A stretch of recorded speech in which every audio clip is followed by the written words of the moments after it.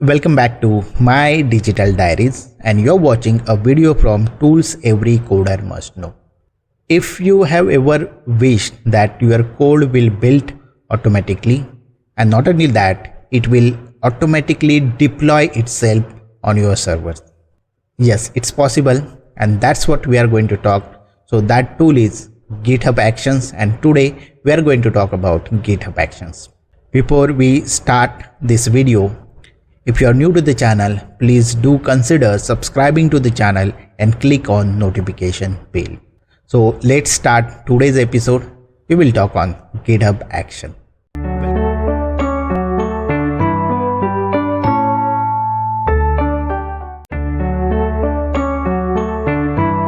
Imagine if your code could test, build and deploy automatically. Sound futuristic, right? But that's what exactly GitHub Action does. It is GitHub built-in automation tool. Instead of just storing your code within the GitHub, now it helps you to build, test and ship software, deploy softwares, all from inside your repo. No extra setup, no external server needed. Everything runs right where your code lives. GitHub Action is your DevOps assistant, and that will help you to deploy your code automatically. So let us see how it works. Okay, so how does this automation magic works? Think GitHub Action as a chain reaction. First, you need to define a workflow, a YAML file where you will define how this deployment should work. And that also in your repo. That workflow is triggered by an event, and that event can be pushing a code or raising a pull request.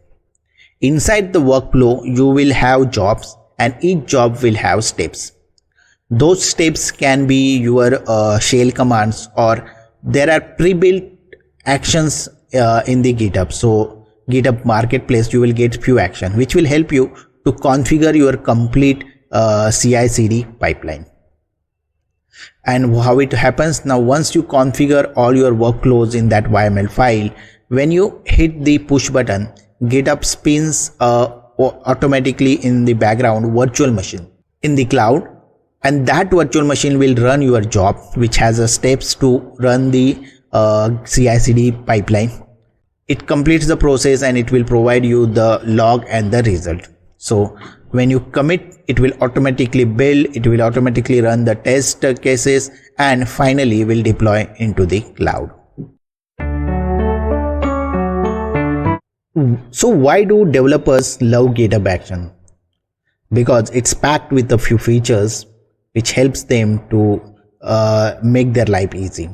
First is a native GitHub integration. It is integrated within the GitHub, so no extra setup is required.